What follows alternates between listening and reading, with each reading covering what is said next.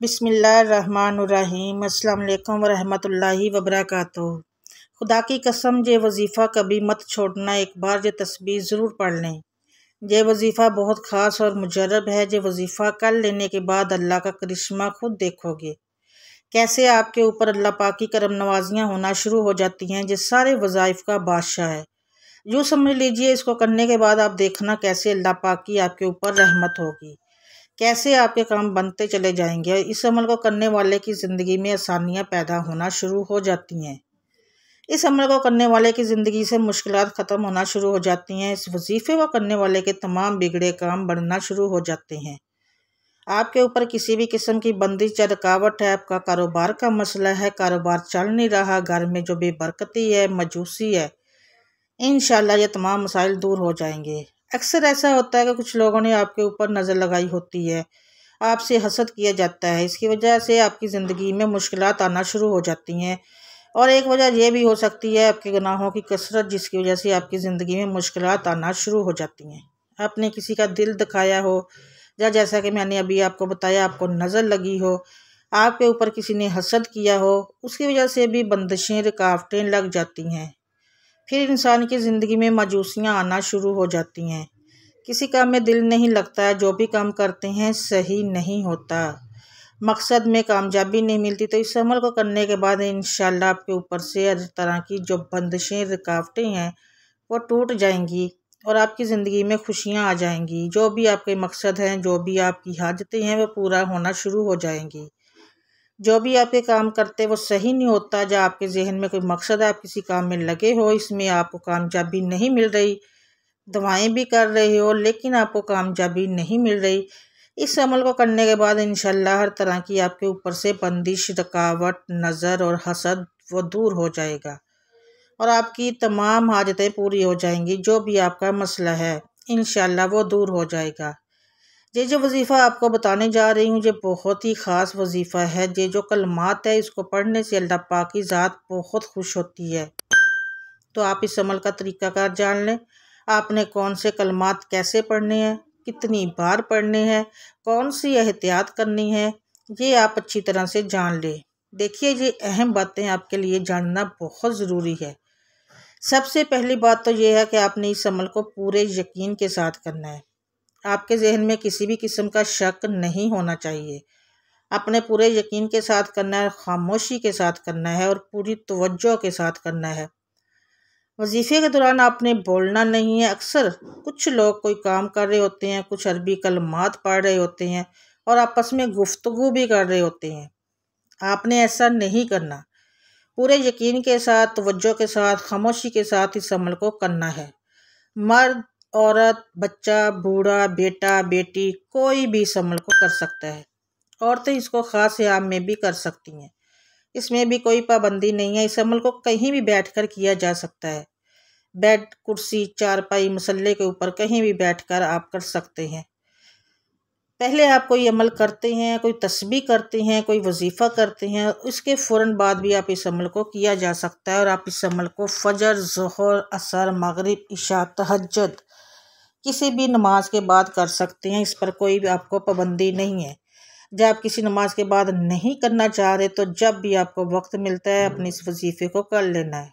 ये बातें मैं आपको इसलिए बता रही हूँ, एक तो ये कि ये इस अमल का हिस्सा है। इसके अलावा आपके जहन में किसी भी किस्म का वहम और शक न रहे। जब आपके जहन में वहम और शक होता है किसी काम को लेकर, जब आप वो काम करते हैं फिर इस पर यकीन भी नहीं होता। जब यकीन कम हो तो फिर अमल असर नहीं करता। इसलिए अपनी इन बातों को अच्छी तरह जानकर अपने जहन से वहम और शक निकाल कर इस अमल को करना है। इंशाल्लाह आपको बहुत फ़ायदा होगा। इसके बाद आप पढ़ेंगे औज़ुबिल्लाहि मिनश्शैतानिर्रजीम बिस्मिल्लाहिर्रहमानिर्रहीम। आपने 11 बार पढ़ना है। इसके बाद आपने दुरूद पाक पढ़ना है। एक बार मेरे साथ भी पढ़िए। अल्लाह ताला हमारा पढ़ना कबूल और मंजूर फरमाए। ज़ेर ज़बर पेश की जो गलती हो अल्लाह ताला वो भी माफ़ फरमाए। अल्लाहुम्मा सल्ली अला मुहम्मदिन व अला आलि मुहम्मदिन कमा सल्लैता अला इब्राहीम व अला आलि इब्राहीम इन्नका हमीदुम मजीद।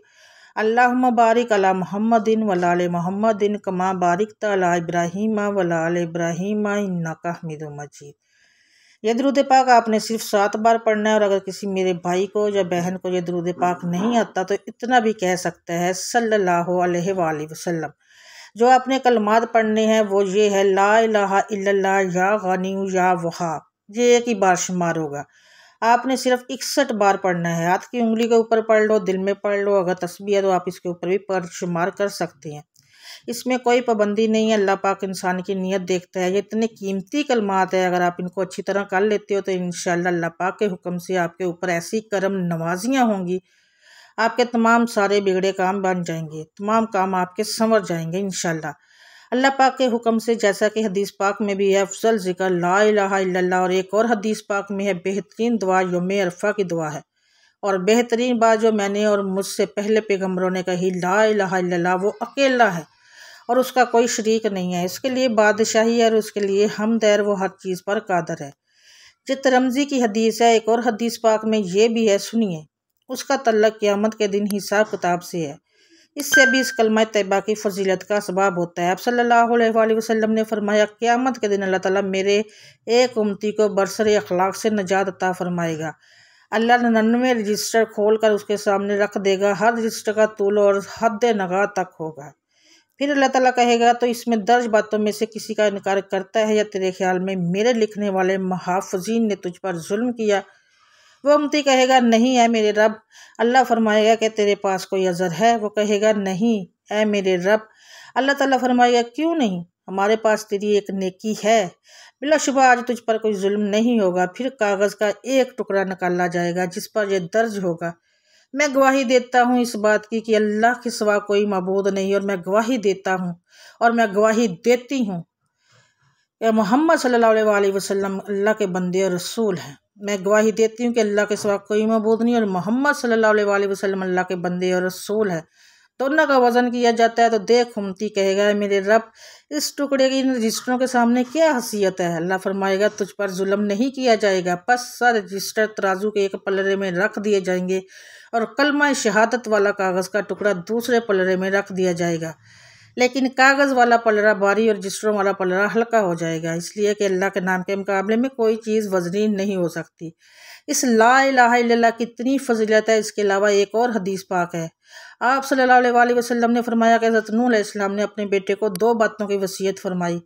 इनमें से एक बात यह थी कि मैं तुझे ला इलाहा इल्लल्लाह का हुक्म देता हूँ। फिर इसकी मज़ीद फजीलत बयान फरमाई। 7 आसमान और 7 ज़मीनें अगर एक पलड़े में और ला इलाहा इल्लल्लाह दूसरे पलड़े में रखा जाए तो ये दूसरा पलड़ा इस कलमे की वजह से भारी हो जाएगा। सुबहान अल्लाह।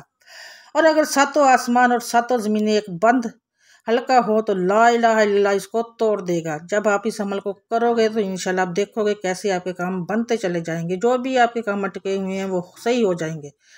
आपका दौलत का मसला है, सेहत का मसला है, बीमारी का मसला है, जो भी आपकी ज़िंदगी में मुश्किलात चल रही हैं इंशाल्लाह वो मुश्किलात दूर हो जाएंगी। आपकी ज़िंदगी में खुशियाँ आ जाएंगी, आपकी ज़िंदगी में आसानियाँ आ जाएंगी अल्लाह पाक के हुक्म से। इसके बाद अल्लाह पाक का ये इसम मुबारक या गनी, इसकी भी बहुत ताकत है।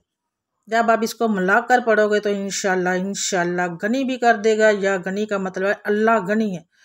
आमतौर पर गनी का यह मतलब लिया जाता है कि मालो सबाब इस कदर ज़्यादा हो कि किसी का मोहताज ना होना पड़े। अल्लाह हर चीज़ का खालक होने की बिना पर उसका मालिक है। हर तरह के ख़जाने उसके पास है। इस बिना पर वह अपनी मखलूक पर बेनियाज है। इसे मखलूक से अपने लिए किसी चीज़ की तलब नहीं, इस लिहाज से वो गनी है। अल्लाह इस लिहाज से भी गनी है कि वो हर मांगने वाले का सवाल सुनता है। इसके बाद या वहाब, इसकी भी बहुत सी बरक़ात है। इसका मतलब होता है सब कुछ अता करने वाला। जो भी आपके मसाइल होंगे अल्लाह पाक आपको सब कुछ अता कर देंगे। वो मसाइल दूर कर देंगे, वो आपकी हाजत पूरी कर देंगे। वो आपकी जो दुआएं हैं आप मांग कर थक गए होंगे तो इंशाल्लाह वो भी कबूल कर लेंगे। जो भी बंदिश, जो भी रुकावटें होंगी वो अल्लाह पाक के हुक्म से टूट जाएंगी इंशाल्लाह। इस वजीफ़े की बरकत से ही आपकी ज़िंदगी में आसानियाँ आना शुरू हो जाएंगी। लेकिन आपने दुआ भी मांगनी है कि ऐ अल्लाह मेरी ज़िंदगी में आसानियाँ आ जाए। ऐ अल्लाह तू सच्चा बादशाह है। ऐ अल्लाह तू हर चीज़ पर कादर है। तो मेरी मुश्किलात दूर कर दे, मेरे परेशानियाँ दूर कर दे, मेरी दुआएं कबूल कर दे। मोहतरम नाज़रीन, अल्लाह के नाम में से एक नाम कमेंट में ज़रूर लिखिएगा और मेरे चैनल का सब्सक्राइब ज़रूर कीजिएगा। साथ लगे बेल आइकन को भी ज़रूर प्रेस कीजिएगा जब न्यू वीडियो अपलोड हो उसका नोटिफिकेशन आपको मिल सके। जब भी तस्बीह किया करें या कोई वजीफ़ा किया करें, कोशिश किया करें कि अपने हाथों की उंगलियों पर करें, क्योंकि ये उंगलियों पर पड़ेंगे तो कब्र में रोशन करेंगे। जज़ाकल्लाह खैर कसीर।